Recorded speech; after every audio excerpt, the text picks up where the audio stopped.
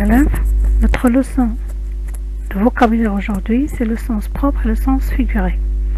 Alors, un objectif, rappel, découverte, déduction de la règle, schéma explicatif et à la fin, une application de cette leçon. Pour l'objectif, vous allez savoir comment distinguer le sens propre et le sens figuré. On fera d'abord un rappel sur la leçon précédente de vocabulaire, ça a été le registre de langue. Alors pour le langage familier,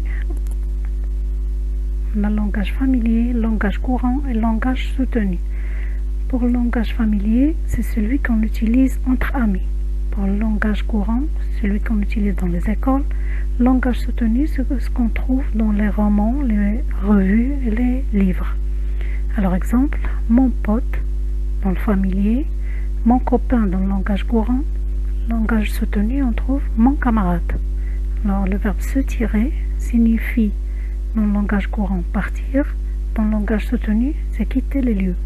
Le verbe bouffer dans le langage familier signifie aussi dans le langage courant manger et dans le langage soutenu se restaurer. Vous remarquez bien la différence entre les différents registres de langue. Pour la découverte, on travaille sur la phrase suivante.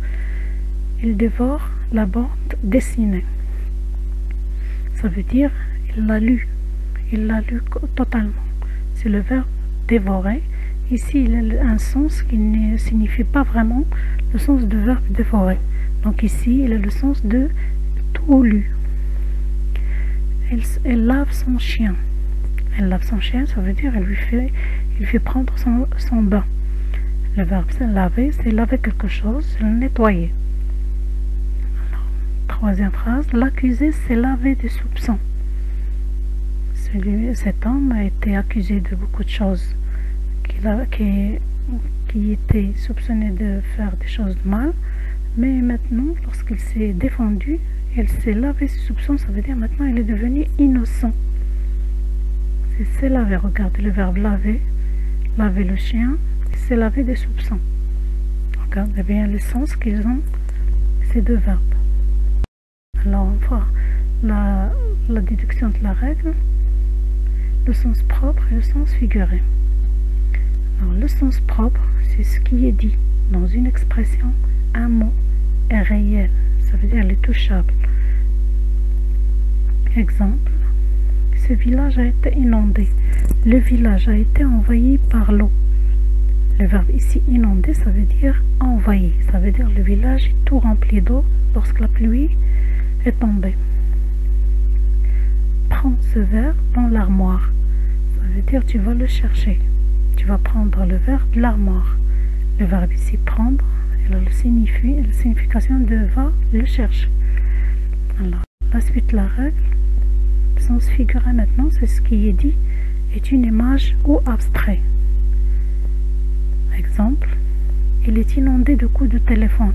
Il reçoit trop de coups de téléphone, mais pas d'eau. Le verbe ici inondé, ça veut dire il reçoit. On ne peut pas trouver quelqu'un qui est inondé de coups de téléphone, mais on l'imagine qu'il reçoit beaucoup. Donc, si tu viens prendre un verre, lorsqu'on dit à quelqu'un viens prendre un verre, ça veut dire on lui demande de venir boire quelque chose et non pas aller le chercher dans le placard comme tout à l'heure.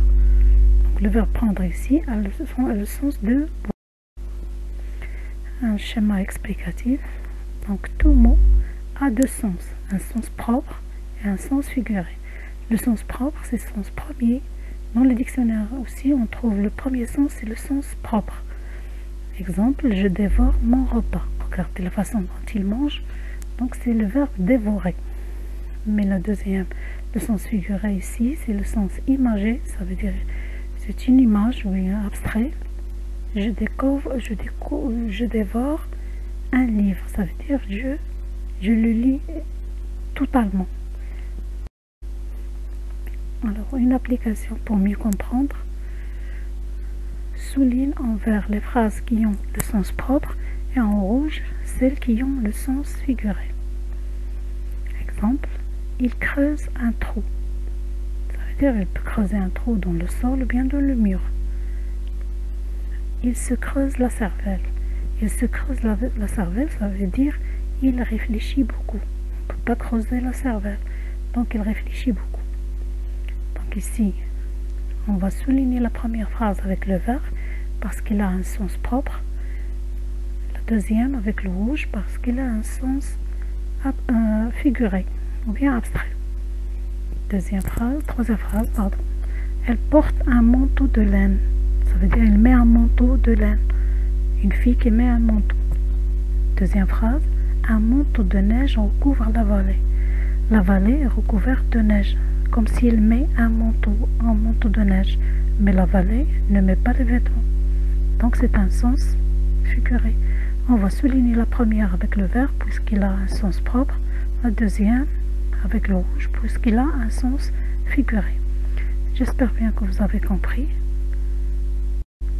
Merci de votre attention.